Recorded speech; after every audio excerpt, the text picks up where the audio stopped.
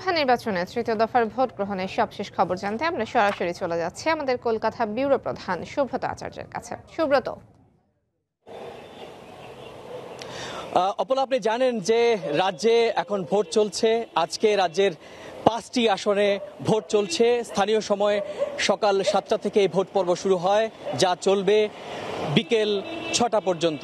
আপনাকে জানিয়ে রাখি, নির্বাচন কমিশনের হিসেব বলছে দুপুর 1টা পর্যন্ত রাজ্যের যে 5টি আসনে ভোট চলছে সেখানে গড়ে ভোট পড়েছে 52%।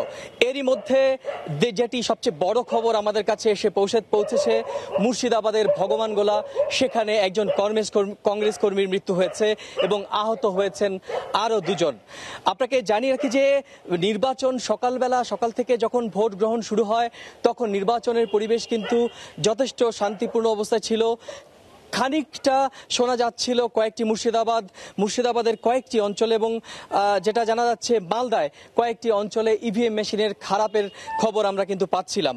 কিন্তু বেলা যত গড়াচ্ছিল তত কিন্তু মুর্শিদাবাদের ডোমকল অঞ্চলের কিন্তু আইন শৃঙ্খলা পরিস্থিতি অবনতি হতে থাকে এবং স্থানীয় সময় দুপুর 2টোর সময় মুর্শিদাবাদের ভগবানগোলা 188 নম্বর বুথের বাইরে কংগ্রেস এবং তৃণমূল কর্মীর সদস্যদের মধ্যে কিন্তু ধাওয়া পাল্টা দেওয়া এবং বোমাবাজির ঘটনা ঘটে এবং সেখানে আহত হন কংগ্রেসের বেশ কয়েকজন সমর্থক। তাদের মধ্যে টিয়ারুল শেখ বলে একজন, বহরমপুর মেডিকেল কলেজে যার মৃত্যু হয়েছে।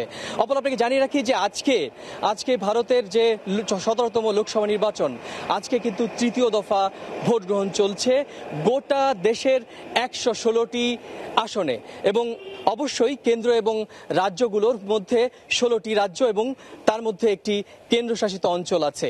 আজকে প্রায় 1600 প্রার্থীর ভাগ্য নির্ধারণ হবে, যাদের মধ্যে অবশ্যই রয়েছে রাহুল গান্ধী, অমিত শাহ, মুফতি মেহবুব এবং আমাদের রাজ্যে রয়েছে কয়েকজন হেভিওয়েট। তার মধ্যে অবশ্যই প্রণব মুখোপাধ্যায়ের পুত্র অভিজিৎ মুখোপাধ্যায় রয়েছেন, মৌসুম বেনজির নূর সহ আরও কয়েকজন।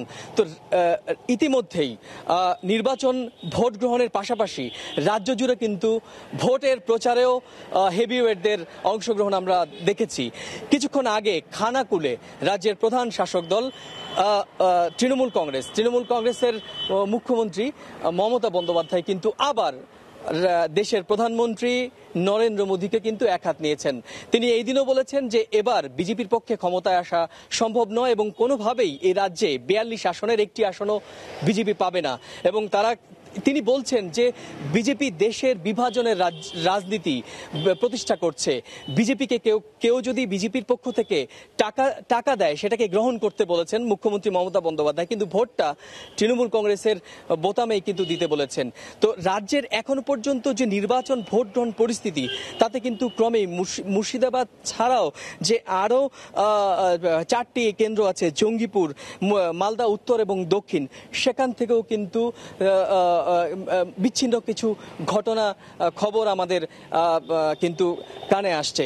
তো আজকে তৃতীয় দফা নির্বাচনের মধ্যে দিয়ে গোটা দেশের এখনো পর্যন্ত 302টি আসনের নির্বাচন সম্পন্ন হতে চলেছে এবং বাকি 241টি আসনের নির্বাচন কিন্তু আগামী 4 দফায় নির্বাচন হবে এবং ভোট গ্রহণের মাধ্যমে কিন্তু এটা শেষ হবে। তো অপলা, এই ছিল আমার কাছে পশ্চিমবঙ্গ এবং গোটা ভারতের দিক থেকে ভারতের 17তম লোকসভা নির্বাচনের সর্বশেষ তথ্য। লোকসভা নির্বাচনের তৃতীয় দফার ভোট গ্রহণ চলছে পশ্চিমবঙ্গের 5টি আসনে। তার সবশেষ খবর জানাতে আমাদের সাথে সরাসরি যোগ দিয়েছিলেন আমাদের কলকাতা ব্যুরো প্রধান সুব্রত আচার্য।